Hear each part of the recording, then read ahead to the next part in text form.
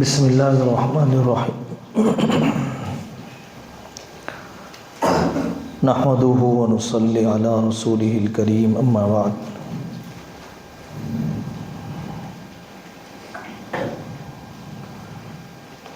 جدھر انسان کی نگاہ چلی جاتی ہے ادھر انسان کی توجہ چلی جاتی ہے، جدھر نگاہ چلی جاتی ہے ادھر دل بھی چلے جاتا ہے، اس لیے توجہ سے سننا چاہیے۔ احساس، دل، ضمیر کو زندہ رکھ کے سننا چاہیے، تو آدمی بات کے ہر جزئیے سے فائدہ اٹھاتا ہے۔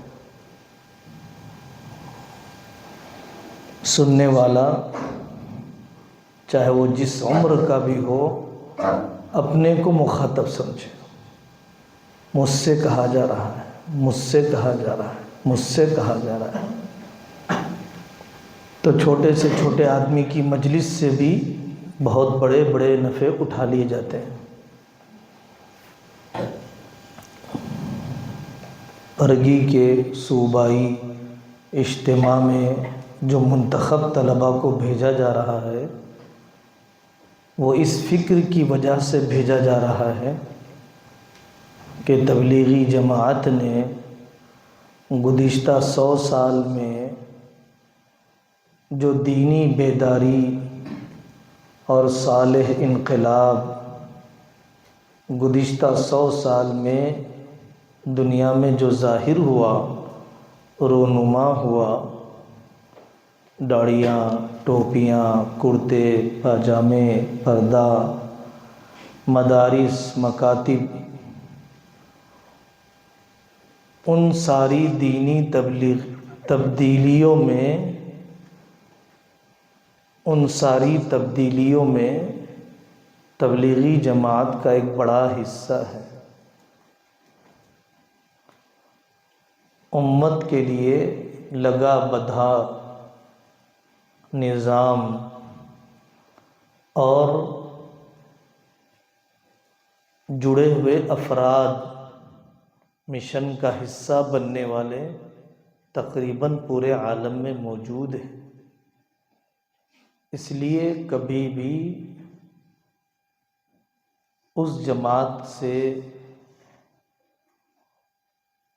جی نہیں چرایا جا سکتا ہے، شریک ہو کر عالمانہ تبلیغ کرنا چاہیے، شریک ہو کر اپنے بس کی کوشش کرنا چاہیے۔ تو تفریح کے لیے نہیں بھیجا جا رہا ہے، وقت گزاری کے لیے نہیں بھیجا جا رہا ہے، سرکس بتانے کے لیے، جترے میں جانے کے لیے، بازاروں کو آباد کرنے کے لیے نہیں بھیجا جا رہا ہے۔ بازار تو اس سے اچھے شہر میں موجود ہیں۔ جترے کا ذہن، سرکس کا ذہن، میلے کا ذہن نہیں ہونا چاہیے۔ سفر کا وقت بہت قیمتی ہوتا ہے، لوگ گھنٹوں کے اوقات کو ضائع کر دیتے ہیں۔ جن اکابر کو اللہ تبارک و تعالیٰ نے اپنے وقت کی قدر کرنے کی عادت دے دی ہے، انہوں نے اپنے سفر میں بڑے بڑے کارنامے انجام دے دیے۔ تقی عثمانی صاحب دامت برکاتہم فرماتے ہیں کہ ہوائی جہاز شروع ہو جاتا اور میرا تصنیفی کام شروع ہو جاتا، معارف القرآن کی جلدوں کے ترجمے، توضیح القرآن کی ترتیب کا کام، اتنے تعب اٹھانے کے کام حضرت نے ہوائی جہاز کے لمبے سفر میں عام طور پر اکتاہٹ آ جاتی ہے، نیند آنے لگ جاتی ہے، اس کے باوجود بھی حضرت نے انجام دیا۔ یہاں تک کہ ہوائی جہاز میں کام کرنے والی عورتیں حضرت کے ہوائی جہاز چڑھنے پر سمجھ جاتی تھیں کہ یہ بیٹھتے ہی اپنا کام شروع کر دیں گے۔ آپ کو بھی اپنے سفر میں چاہیے کہ جو ذکر کی کمی رہ گئی، تلاوت کی کمی رہ گئی، دعاؤں کے یاد کرنے کی کمی رہ گئی، ہم ترس جاتے ہیں کسی ایسے عالم سے ملنے کے لیے جو کوئی رواجی دعاؤں سے ہٹ کر دعا سنا دے۔ طلباء سے پوچھا کرتے تھے، سفر کی لمبی دعا یاد ہے؟ تہجد کی لمبی دعا یاد ہے؟ دعا کروانے کے لیے عوام الناس میں لوگ دعائیں یاد کرتے ہیں، خود اللہ سے مانگنے کے لیے دعا یاد نہیں کرتے۔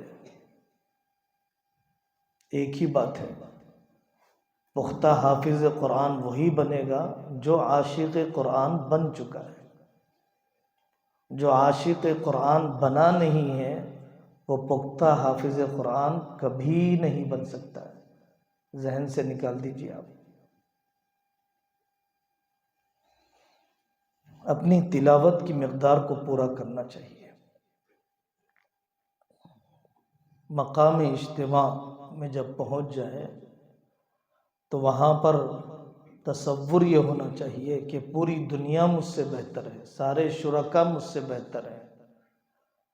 تصوف کا کمال، تربیت کا کمال یہ سمجھا جاتا تھا کہ ہر مسلمان میرے سے فی الحال بہتر ہے، ہر کافر مجھ سے فی المآل بہتر ہے۔ فی الحال ہر مسلمان بہتر ہے، اس کا ایمان پر خاتمہ ہو سکتا ہے، میرا پتہ نہیں ہوگا نہیں ہوگا۔ اس کی عمر کم ہے تو اس کے گناہ کم ہوں گے، میری عمر زیادہ ہے، میرے گناہ زیادہ ہیں۔ اور کسی عمر والے بوڑھے کو دیکھا تو ذہن بن جانا چاہیے یہ اس بڑھاپے کی عمر تک مسلمان باقی ہے، پتہ نہیں میں اس عمر تک مومن بھی باقی رہوں گا یا نہیں رہوں گا۔ یہ نگاہ، یہ تصور آدمی کی طبیعت ثانیہ بن جائے، یہ کمال ہے تصوف کا، باطن کے دین کا۔ معمولات میں شرکت، اجتماعی اعمال سے آدمی کی تربیت ہوتی ہے، ترقی ہوتی ہے، انفرادی اعمال سے آدمی کی حفاظت ہوتی ہے۔ فجر پڑھنے کے بعد اشراق میں وقت لگ جاتا ہے، محبت کا تقاضا ہے کہ اشراق کی طلب، پیاس آدمی کے دل میں ہو۔ اشراق کے بعد بیٹھے ہوئے ہیں، چاشت کا شوق، صلاۃ الزوال کا داعیہ خود پیدا ہونا چاہیے۔ چہیتے دوست سے بات کیے ہوئے دیر ہو گئی، طبیعت میں اضطراب پیدا ہو جاتا ہے، نفل کی طرف رغبت کیوں پیدا نہیں ہو رہی ہے؟ نفل کی کثرت کے بغیر اللہ سے خاص تعلق اور دوستی بنتی ہی نہیں ہے۔ بہت افسوس کی بات ہے، عمروں کے ڈھلنے کے باوجود، جماعتوں کے بڑھنے کے باوجود، اپنے شوق سے تہجد پڑھنے والے، اپنے شوق سے تنہائی کے ذکر کو تلاش کرنے والے، دوستی کی علامت ہی ہے تنہائی میں انس کا ملنا۔ اللہ سے جب تنہائیوں میں انس ملے گا تو تب یہ طے ہوگا کہ آپ کی دوستی اللہ سے ہو چکی ہے۔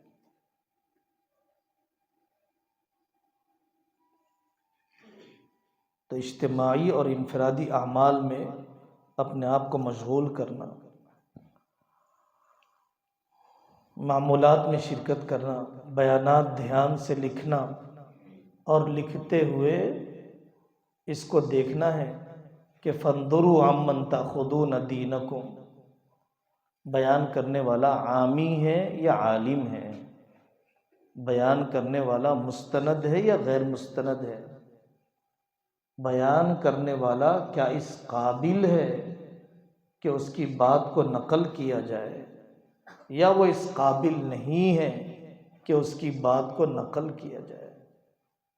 پہلے تحقیق کے معیار سے گزارا جائے، اکابر سے تصویب کی جائے، واقعی یہ نقل کیے جانے کے قابل ہے تب آدمی نقل کرے۔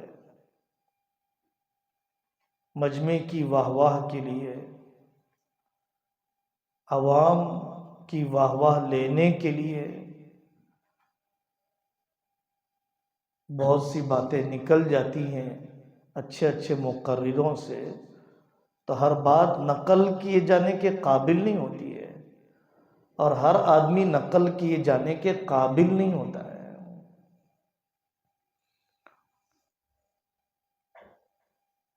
حضرت مولانا الیاس صاحب رحمۃ اللہ علیہ کے دل کی درد کی آگ اللہ تعالیٰ نے پوری دنیا میں پھیلایا۔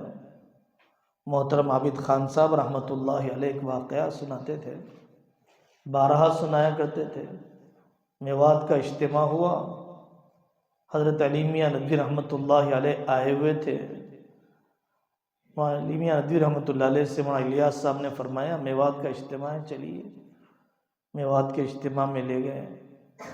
جانے کے بعد معمولات ہوتے ہیں مشوروں کے، جماعتوں کی تشکیل کے، جماعت بندی کے، وہ سب کاموں میں تھک گئے، چور ہو گئے۔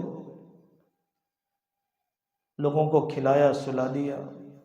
حضرت علی میاں رحمۃ اللہ علیہ کافی نازک طبیعت تھے، حساس طبیعت تھے، تو انہوں نے سوچا کہ یہاں میواتیوں میں تو نیند نہیں ہوگی میری، کوئی دور کی یکسوئی کی مسجد ہونی چاہیے جہاں پر میرا آرام مکمل ہو جائے۔ تو تلاش کرتے کرتے اجتماع گاہ سے باہر دور ایک مسجد نظر آئی، وہاں پر پہنچ گئے۔ اندھیرا، ویسے بھی میوات کے علاقے میں بجلی کم ہی ہوتی ہے۔ اپنا بستر لگایا، لیٹ گئے۔ پڑوس سے کراہنے کی آواز آ رہی ہے، رونے دھونے کی آواز آ رہی ہے۔ حضرت نے جا کر دیکھا تو وہاں الیاس صاحب رحمۃ اللہ علیہ تھے۔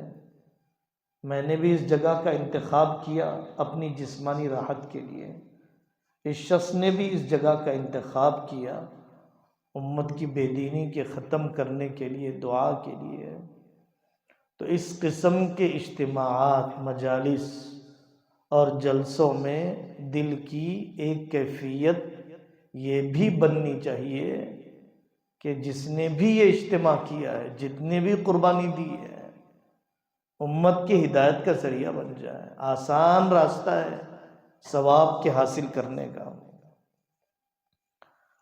دلی تمنا یہی ہونی چاہیے کہ شریعت سے غیر متصادم، شریعت سے نہ ٹکرانے والا جو بھی اس کام کا مزاج و مذاق ہے، اسی مزاج و مذاق کے مطابق وہ کام چلنا چاہیے، اور امت کو جو نفع ہو رہا ہے وہ نفع ہونا چاہیے۔ سمجھیے کہ عالمی کام کے لیے کیسے اٹھایا جاتا ہے، عمومی کام کے لیے کیسے کھڑا کیا جاتا ہے، مستورات کے کام کی ترتیب کیا ہوتی ہے، نوجوانوں پرانوں میں مذاکرے کے عناوین کیا ہوتے ہیں۔ تعلموا قبل ان تسودوا، وہ دن ضرور آئے گا، آج آپ سن رہے ہیں، کل آپ سنانے والے بنیں گے۔ تو آدمی کو سلیقہ بھی تو ہونا چاہیے، حوصلہ بھی ہونا چاہیے۔ سلیقے اور حوصلے کے بغیر کوئی کام نہیں ہوتا ہے۔ سنو وَسَيُسْمَعُ مِنْكُمْ، اور تم سے آئندہ سنا جائے گا۔ اس لیے پوری بیدار مغزی کے ساتھ مضامین کو محفوظ رکھتے ہوئے، غفلت نہ ہو۔ یاد ہے تو آباد ہے، اور غفلت ہے تو برباد ہے۔ حضرت شاہ صاحب فرماتے جیسے گھڑی کا کانٹا ٹک ٹک چلتے رہتا ہے، دل کی کیفیت بھی اللہ کے نام کے ساتھ ایسی بن جانی چاہیے۔ جیسے ایک CID ساری مصروفیت میں بھی حکومت کا کام نہیں چھوڑتا ہے، ویسے اللہ سے تعلق میں کمی نہیں آنی چاہیے ہزار مصروفیتوں کے باوجود۔ آنے کے بعد پوچھا جائے گا کس کی تلاوت کی مقدار، درود شریف کی مقدار، یہ سب چیزیں کس کی رہی، کتنی رہی؟